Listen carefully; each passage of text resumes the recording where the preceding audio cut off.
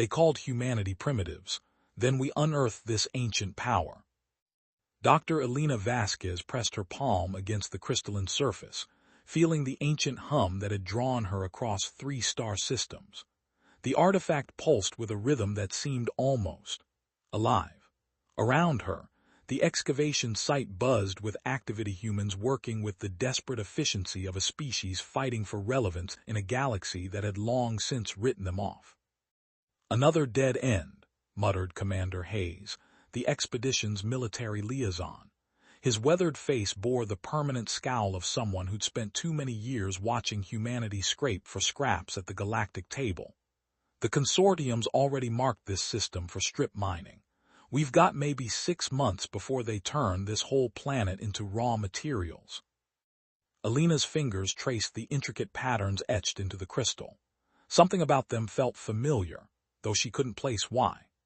The archaeological team had been working this dig for 3 months, uncovering what appeared to be the remnants of a civilization that predated even the ancient progenitor's mysterious race, whose technology had formed the backbone of galactic civilization for millennia. The Galactic Consortium treated humanity like cosmic janitors. Sure, they'd been granted membership after first contact 2 centuries ago, but it was the kind of membership reserved for species useful primarily for manual labor and resource extraction. Humans were good at digging, good at dying in dangerous places, good at doing the jobs that more advanced species found beneath them. The Zelari, with their crystalline exoskeletons and hive mind efficiency, controlled most of galactic commerce. The Threnodi, those graceful energy beings who existed partially outside normal space-time, dominated scientific research and theoretical physics.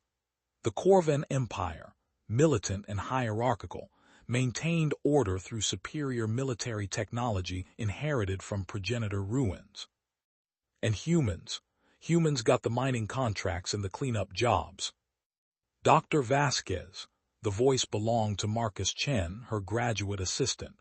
The young man was practically vibrating with excitement as he emerged from the deeper excavation tunnels. "You need to see this. Now." Elena followed Marcus through the winding passages they'd carved into the ancient structure. The walls here were different, not the usual stone and metal composite they'd been finding, but something that seemed to shift and flow like liquid mercury frozen mid-motion. Bioluminescent veins pulsed through the material, casting everything in an ethereal blue-green glow. "Here," Marcus said, stopping before what appeared to be a solid wall. "Watch this." He placed his hand against the surface, and Elena gasped as the wall simply dissolved. Not melted or retracted, but faded away like morning mist, revealing a chamber beyond that defied every law of physics she knew. The space was impossibly vast, far larger than the structure they'd been excavating could possibly contain. Floating platforms of the same liquid metal material drifted through the air, connected by bridges of pure light. And everywhere, covering every surface, were symbols that made Elena's head spin just looking at them. "The readings are off the charts," Marcus whispered. "Whatever this place is, it's still active, still thinking." Elena stepped into the chamber and immediately felt a presence brush against her mind. Not invasive, not threatening, more like a gentle inquiry, as if something ancient and vast was asking, "Who are you?" She thought back instinctively, "I'm human, we're looking for answers." The response came not in words but in images, flooding her consciousness with visions of a galaxy teeming with life, of civilizations rising and falling across eons, of a great work left unfinished when its creators transcended physical existence. And threaded through it all, a single, impossible truth. This technology, this vast repository of knowledge, had been waiting for a species young enough to see possibilities where others saw only limitations. Waiting for humanity. 3 months later, Dr. Kai Nakamura stared at the data streams flowing across his holographic displays and wondered if he was losing his mind. The artifact Elena's team had discovered what they'd started calling the archive was rewriting everything humanity thought they knew about technology, physics, and their place in the universe. "Run the simulation again," he told his AI assistant, Arya. The artificial intelligence had been his constant companion for the past decade, helping him push the boundaries of human technology in ways that consistently impressed exactly no one in the galactic community. "Kai, I've run it 47 times. The results don't change." Arya's voice carried a note of what might have been exasperation, if AIs could feel such things. "The energy output is theoretically impossible according to known physics. The matter conversion efficiency exceeds 100%. The quantum entanglement arrays operate across galactic distances instantaneously." Kai rubbed his temples. The archive hadn't just given them new technology, it had given them a completely new understanding of how reality worked.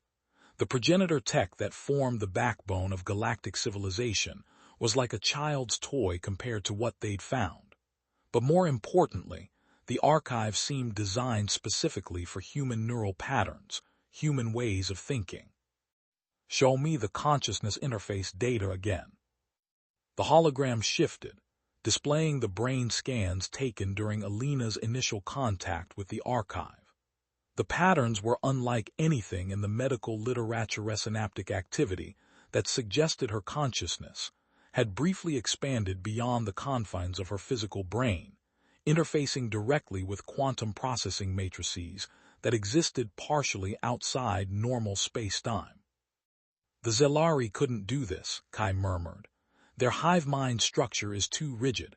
The Threnodi are too energy-based. They can't interface with quantum matter hybrid systems. The Corvans," he laughed bitterly. "The Corvans would probably try to weaponize it and blow themselves up." "But humans can," Arya finished. "Our chaotic, individualistic, pattern-seeking brains are apparently exactly what this technology was designed for." Kai stood and walked to the window of his laboratory, looking out at the bustling human colony on Kepler 442b. It was a typical human settlement, cramped, efficient, built with salvaged materials and stubborn determination. Nothing like the gleaming spires of Zelari commercial hubs or the impossible geometries of Threnodi research stations. But now they had something the galaxy had never seen. "Arya, begin Project Renaissance. Full implementation of archive-derived technologies. I want prototype vessels, defensive systems, and industrial applications ready for testing within 6 months." "Kai, the political implications are exactly why we need to move fast." He turned back to his displays, mind already racing through the possibilities. "The moment the consortium realizes what we've found, they'll try to take it. We need to be ready." The first test came sooner than expected. Ambassador Sarah Chen had spent 15 years learning to smile while being insulted. It was, she discovered, an essential skill for human diplomats in galactic society. The current insult was being delivered by High Coordinator Zethkar of the Corvan Empire, whose 4 arms gestured dismissively as he spoke. "The humans request increased mining quotas in the Vega system," he rumbled, his translator rendering his words in flat, mechanical tones. "This is amusing. Perhaps they believe their recent archaeological findings grant them some new status." The Consortium Council Chamber was a monument to alien superiority, soaring architecture that dwarfed human visitors, atmospheric conditions that required humans to wear breathing apparatus, seating arrangements that literally placed human representatives below the other species. Sarah had learned to use these slights as motivation. "High Coordinator," she replied, her voice steady despite the breathing mask. "Humanity's contributions to galactic society have always been undervalued. We believe it's time for a more equitable arrangement." Zelari Hive speaker Christhane's crystalline form chimed with what Sarah had learned to recognize as laughter. "Equitable. Humans contribute labor and raw materials. The consortium provides technology, protection, and civilization. This seems quite equitable." "Perhaps," Sarah said, reaching into her diplomatic pouch. It's time to reconsider what humanity brings to the table. She placed a small device on the council table no larger than her palm, made of the same liquid metal material as the archive. It looked innocuous enough, but Sarah could see the way the alien representatives leaned forward, their various sensory organs focusing on the object. "This is a basic fabrication unit," she explained. "It can convert any matter into any other matter at the molecular level. The energy requirements are minimal.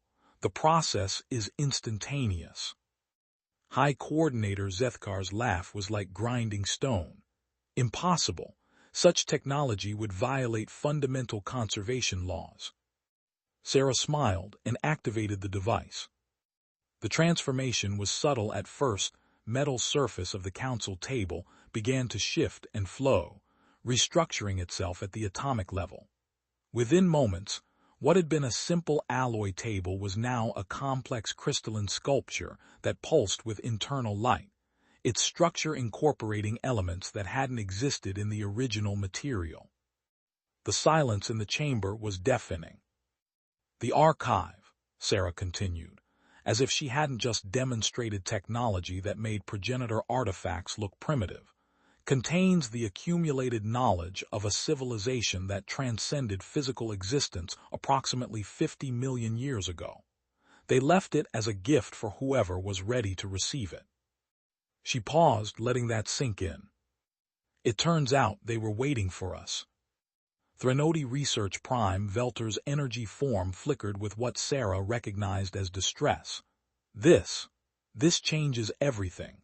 The implications for galactic power structures, for trade, for humanity's place in the galaxy," Sarah finished. "Yes, it does." High Coordinator Zethkar's 4 arms were now clenched into fists. "You cannot simply appear with impossible technology and expect." "Expect what?" Sarah's voice carried a new edge, one that made the alien representatives shift uncomfortably. "Expect to be treated as equals. Expect fair representation in galactic affairs. Expect to not be relegated to manual labor and resource extraction."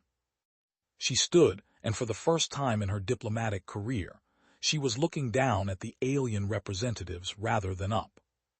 "The archive contains technologies that make faster-than-light travel look like a parlor trick, matter conversion that could end scarcity throughout the galaxy, consciousness interface systems that could revolutionize how we understand intelligence itself, and it only responds to human neural patterns."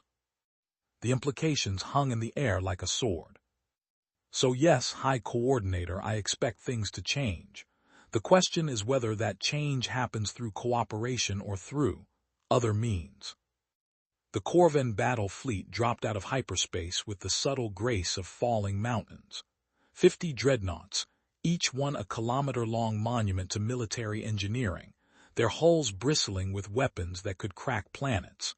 Admiral Thekmer had been given simple orders: secure the human colony on Kepler 442b and claim the archive for the Empire.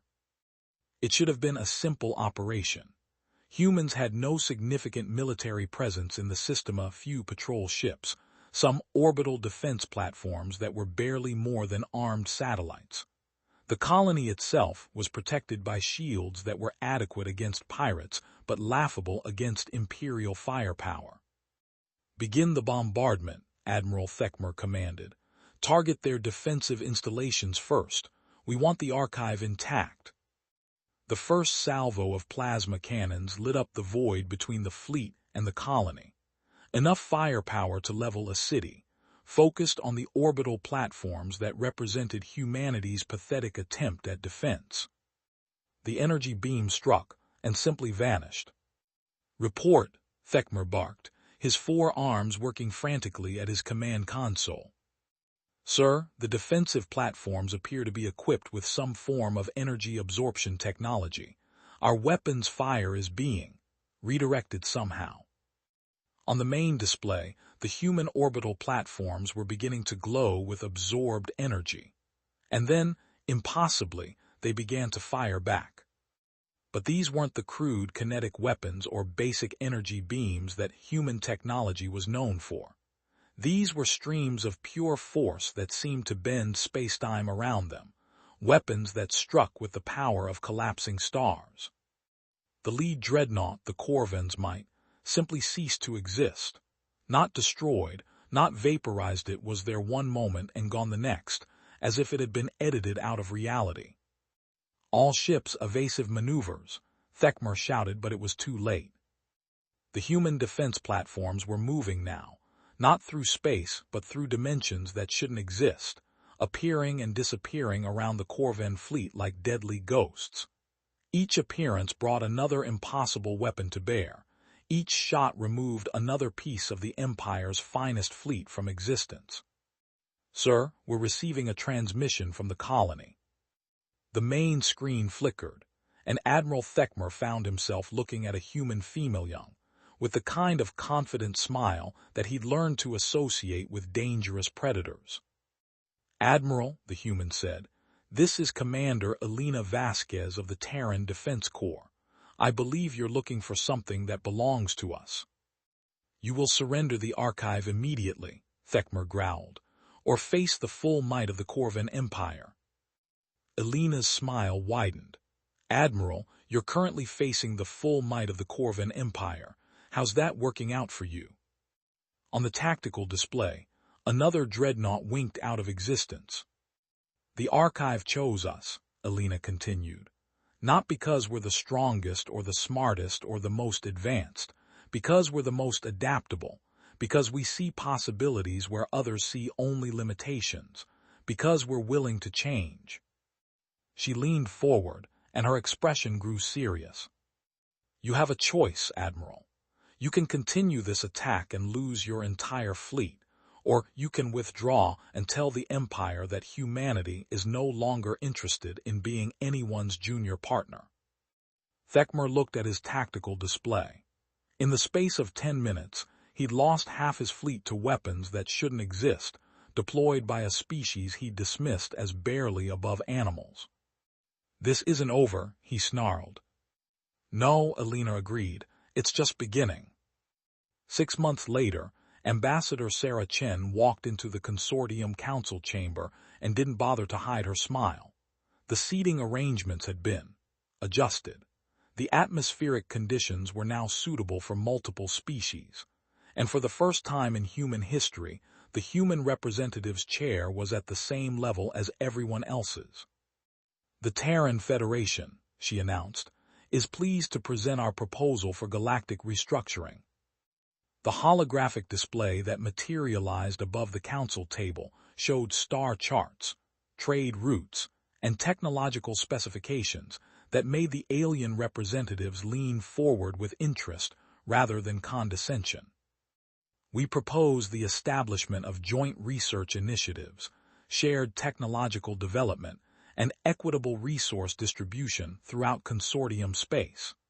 The archive technologies will be made available to all member species, with appropriate safeguards and oversight."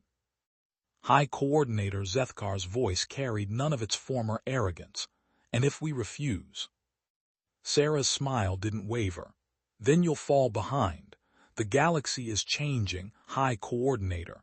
The question is whether you want to change with it or be left behind by it." She gestured, and the display shifted to show images of human colonies throughout the galaxy, no longer cramped mining outposts, but gleaming cities that rivaled anything the other species had built. Ships that moved through space like living things, their hulls flowing and adapting to conditions. Industrial complexes that could reshape matter at the molecular level. "Humanity spent 2 centuries proving we could survive in your galaxy," Sarah said. "Now we're going to show you what we can build in ours." Zelari Hive speaker Christhane's crystalline form chimed with what Sarah now recognized as respect. "The Zelari Collective accepts the Terran proposal. We look forward to learning from your innovations." One by one, the other representatives voiced their agreement. Even High Coordinator Zethkar, though his acceptance came through gritted teeth. As the session concluded and the alien representatives filed out, Sarah remained in her chair, looking up at the soaring architecture that had once been designed to make humans feel small. Now it just looked quaint. Dr. Elena Vasquez's voice came through her communicator. "How did it go?" "Better than expected," Sarah replied, "though I think we're going to need bigger chairs." Elena's laugh carried across the comm channel. "The archive is already working on that. Apparently, it has some ideas about optimal council chamber design." Sarah stood and walked to the chamber's great windows, looking out at the bustling spaceport beyond. Ships from dozens of species moved through the traffic patterns, but now they shared the sky with vessels of human-designed sleek, adaptive craft that seemed to dance through space rather than merely traverse it. "Elena," she said, "what do you think the builders, the ones who left the archive you had, do you think they would say about what we've become?" There was a long pause before Elena answered. "I think they'd say we're exactly what they hoped we'd become. Not perfect, not all-powerful, but ready to take the next step." Sarah nodded, watching a human exploration vessel disappear into hyperspace, bound for the galactic rim and whatever wonders waited there. Humanity had spent millennia looking up at the stars and wondering if they were alone. Then they'd spent centuries learning they weren't alone, but weren't particularly special either. Now, finally, they were learning what they'd always suspected, that being human meant something after all. The galaxy was vast, ancient, and full of wonders. But for the first time in their history, humans weren't just visitors in that galaxy. They were home. Thank you for listening.